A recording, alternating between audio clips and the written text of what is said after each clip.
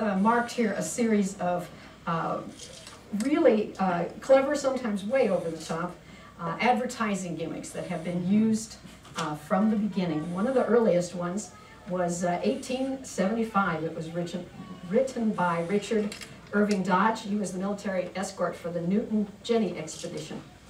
And he proclaimed, "I can pronounce the climate of the Black Hills well nigh perfect. Scarcely a day was too hot, scarcely a night too damp or cold, that we could not sit out and enjoy ourselves around the campfire." And of course, it wasn't too long since people, after Dodge, of course, when Custer came through and discovered gold, and people actually wrote entire books as guidebooks to get here, and Curley's Guide was one of the first ones to come out.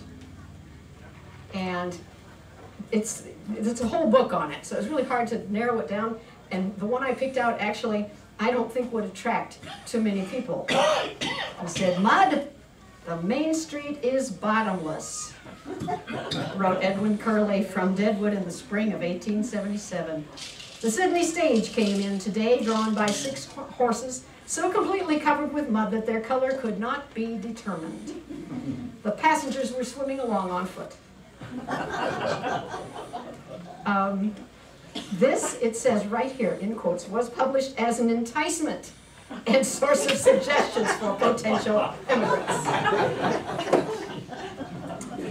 Okay.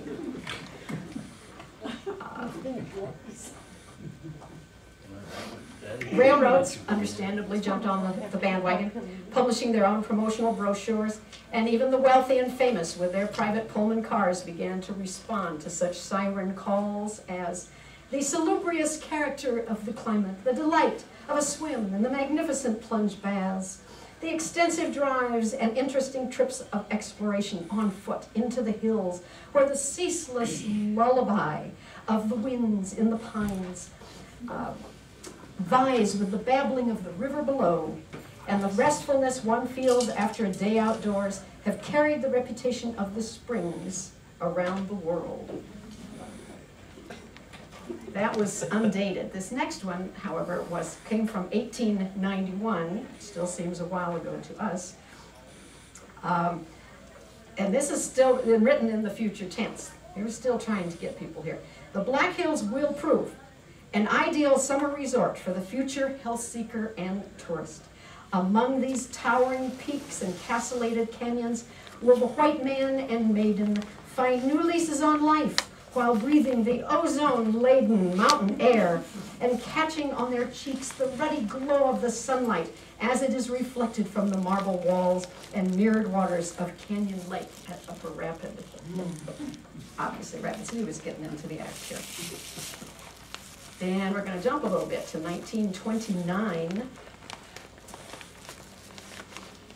And this one's talking about getting into my area here, promotional materials for a tour company. These are for guided tours. "Tourists will find this method of touring the hills carefree and most pleasant as the tour conductors look after the comfort of the passengers and explain all the points of interest." Now, I have some, these are the elderly of my collection. Let's see, I think I wanted to start with this one. This one is, this is undated, which is also a challenge when you're doing research in these.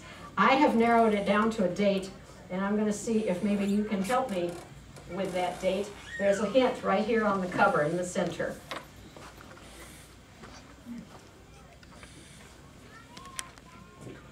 Mount Rushmore is not on here, but there is one of Borglum's earliest renderings.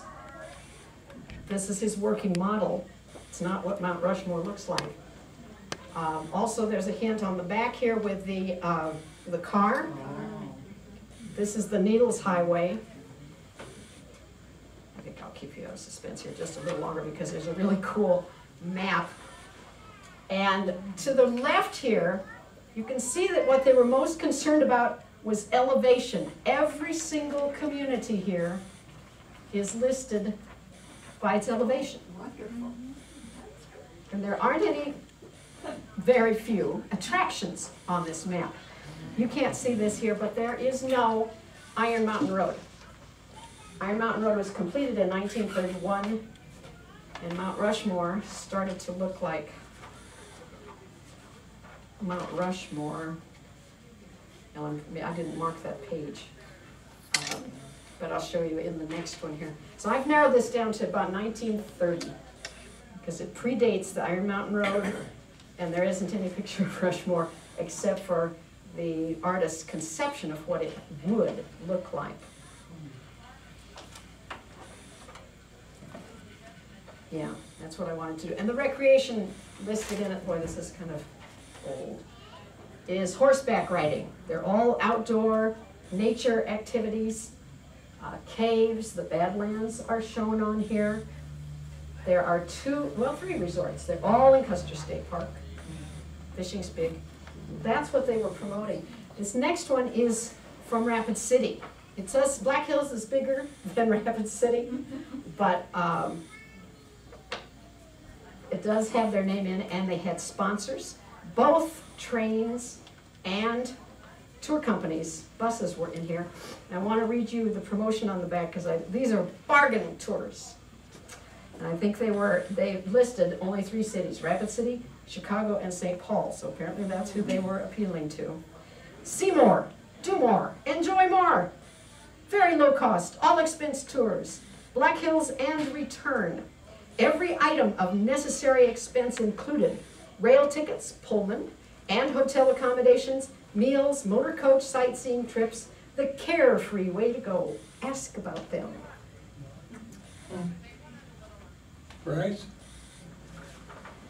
All of your life you've heard about the West, the real West, where people ride, hike, climb mountains, fish, hunt, and enjoy life in a natural setting of rare beauty. In this West are vast domains belonging to you.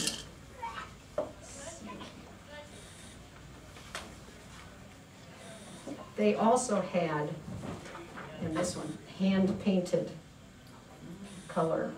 Most of them are black and white, but this one was hand-painted. And they also have a map here. Iron Mountain Road is still not on this. And they do have a picture of Mount Rushmore with just the face of Washington on it. Let me see, I didn't look at that. That's all they have for Rushmore. Wow. But the cool thing about this map is it does have just a few more attractions listed, and so I'm guessing that this is maybe a year older. This is maybe 1931, because the esteemed Black Hills Country Club is listed on here, which later became Palmer Gulch Lodge. So they just a year and they made it the map. And what's next here?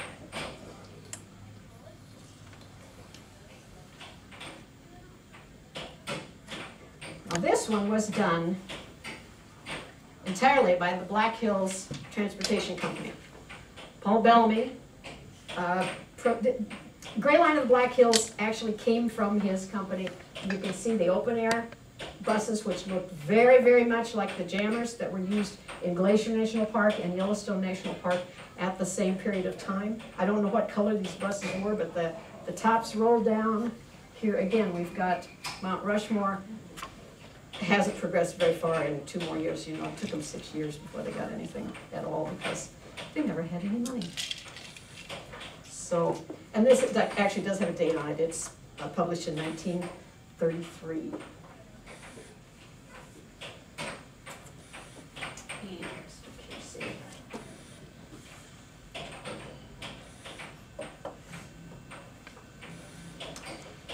This is from 1949, The Black Hills by Robert Casey. This is a pretty well-known book, and it came with a pull-out map. This is one of my prized possessions, even though it isn't a first edition. It is part of the charm of this region that you can spend just as much or just as little time on it as you want to and still get something out of the investment. For there is no mountain area anywhere that offers a great So great a variety of such interesting things in so small space. In the north, there are volcanic uplifts that suggest corners of Switzerland. Around Old Harney's weathered shoulders are the Needles, rocky spears that numerous surprised travelers have likened to the Dolomites. You can find mountain parks rising in a series of terraces near the Game Lodge in Custer State Park.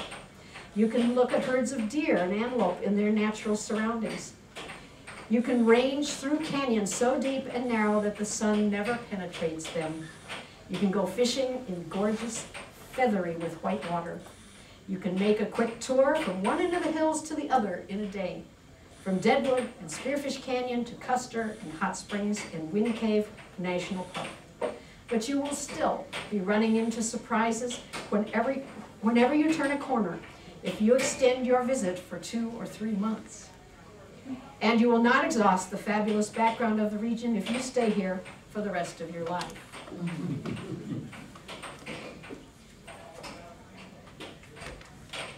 I have another guidebook that you may want to look at, which was much more sophisticated, getting into the 40s, and these apparently came out every year.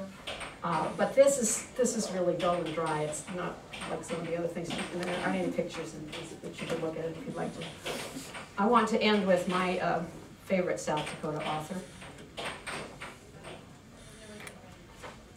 Badger Clark. To us, the inhabitants, the Black Hills of South Dakota are a priceless and everlasting possession.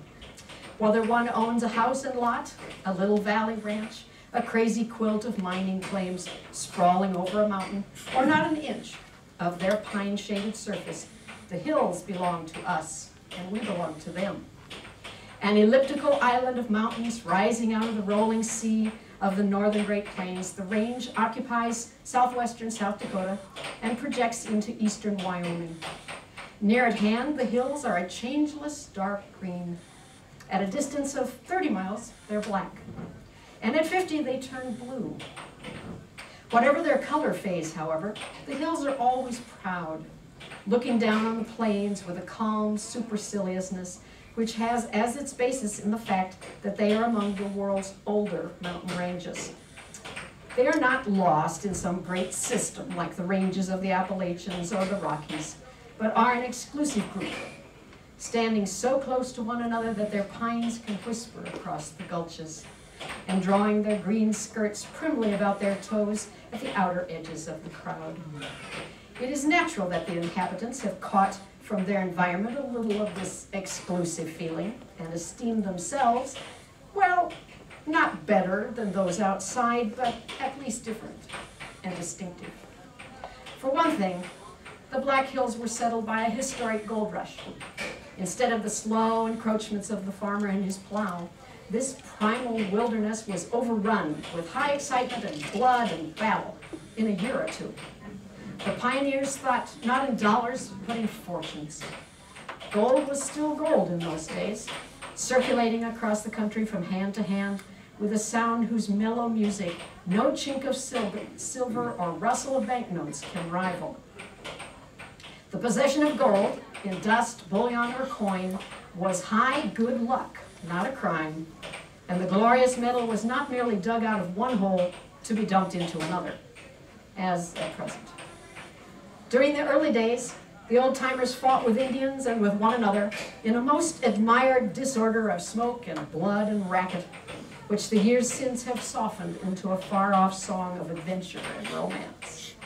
And the modern office-going, church-going Black Hiller, while secretly thankful that he was not part of that historic row, probably transfers to himself some of the rugged shoot-'em-up virtues of his predecessors, and to some extent identifies himself with the region's wild annals.